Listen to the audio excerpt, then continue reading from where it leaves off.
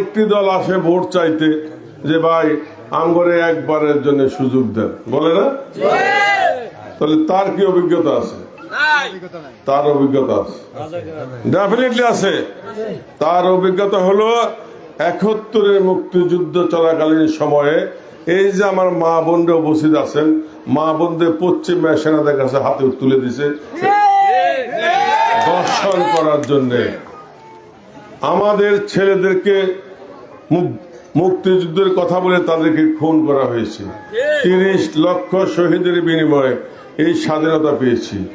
সেদিন যদি তারা বিরোধিতা না করতে, হয়তো আমরা এত মা বোন ইজ্জত যেত না, এত শহীদ হইতো না, এবং এত দীর্ঘক্ষণ সময় লাগতো না এই দেশ স্বাধীন করার জন্য। শুধু গড়ের শত্রু বিভীষণ, এই কারণেই স্বাধীনতা বিলম্বিত হয়েছে। তারা এই গাড়িতে রাখ, গাড়িতে তারা ডিস্টার্ব করে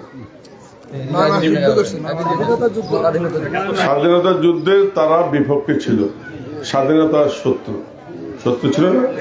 ফলে তাই এই দেশে তাদের ক্ষমতায় যাওয়ার এত শখ, এত আয়াস কিভাবে হয়?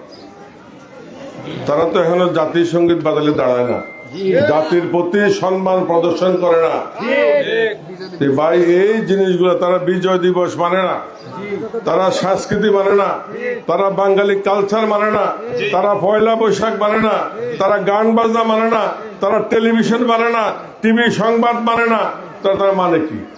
আবার কয় মা বোনদেরকে আমরা সর্বোচ্চ মোকাম দান করব।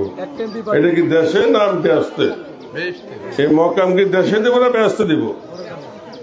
আরেকটি প্রশ্ন আপনারা করবেন যে এই যে ভোট চান, অর্ধেক নারী অর্ধেক পুরুষ, আপনারা একজন নারীকে প্রার্থিতা দিচ্ছেন জাতীয় সংসদে, একজন মহিলা আসন, একজন মা একজন বোনকে সম্মান করে প্রার্থিতা দিচ্ছেন নাই?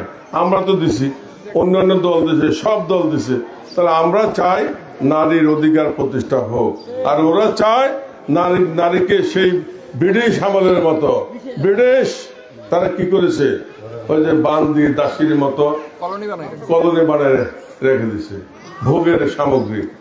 তো প্রিয় মা বোনেরা, এই সমস্ত কথায় কান না দিয়া স্বাধীনতার সপক্ষে, আপনার পক্ষে, আপনি যাতে নিজের পায়ে নিজে দাঁড়াতে পারেন, আপনার অধিকার প্রতিষ্ঠা করবে বাংলাদেশ জাতীয়তাবাদী দল বিএনপি। আজকে আমরা সারা দেশে এই নারী অধিকার প্রতিষ্ঠা করার জন্য আমাদেরকে ভোট দিলে প্রথমে মা বোনদেরকে সম্মান দেওয়ার জন্য একটি ফ্যামিলি কার্ড আমার সরকার আপনাদেরকে দিবে।